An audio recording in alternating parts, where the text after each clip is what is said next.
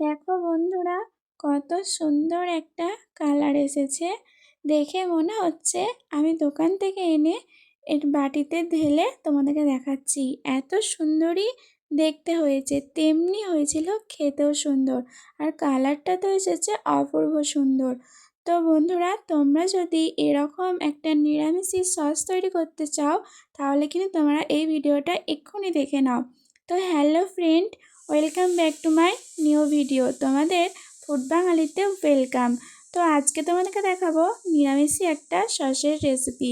তোমরা এটা কোনো বার বোততেও কিন্তু সসটা কোনো তরকারিতে বা কিছুতে দিয়ে খেতে পারো, বা যারা একদম পেঁয়াজ রসুন খায় না তারা কিন্তু এই সসটা খেতে পারে। তো চলো বন্ধুরা, স্টার্ট করা যাক। ভিডিওটা প্রথম থেকে শেষ পর্যন্ত দেখার অনুরোধ রইল। তো দেখো, আমি এখানে পাকা পাকা টমেটো নিয়েছি। তো টমেটোগুলো ভালোভাবে ধুয়ে নিয়েছিলাম। তো তারপর দিয়েছিলাম একটা বিট, ধুয়ে ভালোভাবে কেটে নিচ্ছি। টমেটোটাও কেটে নিয়েছি, আর নিয়েছি একটা বিটটা ছোটো ছোটো টুকরো করে। দেখো আমার কাটা কমপ্লিট। এরপর কড়া চাপিয়ে দিয়েছি, সেখানে কিন্তু ছোটো ছোটো টুকরো করে রাখা টমেটোগুলো কিন্তু দিয়ে দিচ্ছি। এখানে কিন্তু আমি কোনো জল অ্যাড করব না, আমার কিন্তু নুন থেকেই জল বেরোবে। এরপর দেখো 2 চামচ পরিমাণ আমি এখানে লবণ অ্যাড করেছি, আর দিয়েছি এখানে বিটটা দিয়ে কিছুক্ষণ আমি নাড়াচাড়া করে নিয়েছি। দিয়ে খানিকক্ষণ জল কাটবে তখনই কিন্তু আমি ঢাকাটা দিয়ে দিয়েছি। আর এটা আমি লো ফ্লেমেই করেছি, হাই ফ্লেমে করিনি। আমার সিদ্ধ হতে ওই 20 থেকে 25 মিনিট লেগেছে সম্পূর্ণভাবে সিদ্ধ হতে। আর তোমরা যখন টমেটো কাটবে, টমেটোর ওই মুখের অংশটা কিন্তু কেটে বাদ দিয়ে দেবে, নাহলে কিন্তু এই যে এরকমভাবে গলানোর সময় বিশাল প্রবলেম হতে পারে। তো দেখো, আমি এভাবে কিন্তু একটা জিনিসের সাহায্যে এভাবে গলিয়ে নিচ্ছি, যাতে ভালোভাবে কিন্তু আরেকটু ম্যাশ হয়ে যায়। তো বন্ধুরা, আমার কিন্তু এটা ঠান্ডা করা হয়ে গেছে। এরপর দেখো, আমি একটা জাল টাইপের জিনিস নিয়েছি। তোমরা একটা ছান্তাও নিতে পারো, বা যা খুশি নিতে পারো। তো একটু ছাঁকার জন্য আমি একটা জাল টাইপের জিনিস নিয়েছি। তো সেখানে আমি অল্প অল্প করে দিয়ে আমি কিন্তু এটা ভালোভাবে ছেঁকে নিচ্ছি।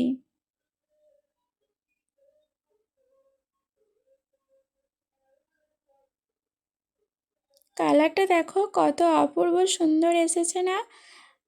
আমার তো খুব পছন্দ হয়েছিল। জানি না যে ক্যামেরাতে কেমন লাগছে, তবে সামনাসামনি দেখতে কিন্তু অনেক সুন্দর লাগছিল। তো এভাবে কিন্তু আমি সব পালসটাই বার করে নিয়েছি। তো যেই অংশটা মশারির ভেতরে ঢুকে আছে সেই অংশটা কিন্তু আমি ফেলে দেব। তারপরে কিন্তু আবারও আমি দিয়ে এভাবে কিন্তু সবটা বার করে নেব।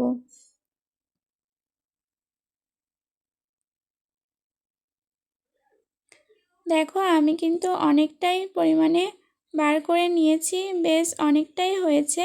তবে আমি কিন্তু এরপর ফোটাবো। ফার্স্টে দেখো, আমি এটা 250 গ্রাম মতন চিনি নিয়েছি। আমার টমেটোটা ছিল 1 কেজি, তো আমি 250 গ্রাম চিনি দিয়েছি। তোমরা যেরকম মিষ্টি পছন্দ করো তোমরা কিন্তু সেরকম মিষ্টি দেবে। তো চিনিটা দেওয়ার পর আমি কিন্তু অনেকক্ষণই বেশ ফোটাইছি, যাতে ভেতরে যে জলটা আছে সেই জলটা যেন সম্পূর্ণভাবে মরে যায়, তার জন্য। বুঝতেই পারছো যে অনেকটাই কিন্তু মরে গেছে। এরপর আমি কিন্তু তেঁতুলের কাঁচটা আগে থেকে ভিজিয়ে রেখেছিলাম। তো এখানে 3 থেকে 4 চামচ আমি কিন্তু তেঁতুলের কাঁচটা দিয়ে দেব। ছাঁকনির সাহায্যে অবশ্যই কিন্তু ছেঁকে দেবে, নর্মালভাবে কিন্তু দিতে একদমই যাবে না, তাহলে কিন্তু সসটা পুরো খেতে খারাপ হয়ে যাবে। তো দেখো, আমার কিন্তু অনেকক্ষণই বেশ ফুটেছে। এবার দেখো কালারটা কত সুন্দর চলে এসেছে, দারুণ লাগছে কালারটা। কেউ বলতেই পারবে না যে এটা দোকানে কেনা সস না, এটা ঘরে বানানোর সস। এত সুন্দরই হয়েছিল, আর এতটাই সুন্দর স্মেল উঠছিল। এরপর লাস্টে আমি একটু ভিনিগার দিয়ে দিয়েছি। ভিনিগার দিলে অনেক দিনভাবে থাকে, আর ভিনিগার না দিলে 6 থেকে 5 মাস তোমরা রাখতে পারবে। ভিনিগার দিলে অনেক দিনই থাকবে। আর ফ্রিজে রাখলে ভিনিগারটা না দিলেও চলবে, আর ফ্রিজে না রাখলে ভিনিগারটা কিন্তু অবশ্যই দেবে। ভিনিগার না দিলে তাড়াতাড়ি খেয়ে নিতে হবে। তো দেখো, আমার সস কিন্তু করা কমপ্লিট। এরপর তোমাদেরকে আমি একটা জিনিস দেখাচ্ছি, ছোট্ট একটা টিপস।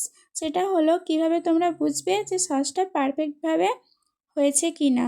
তো দেখো আমি একটা প্লেটে সসটা নিয়ে নিয়েছি, এরপর প্লেটটা দেখো হেলিয়ে দেখাচ্ছি।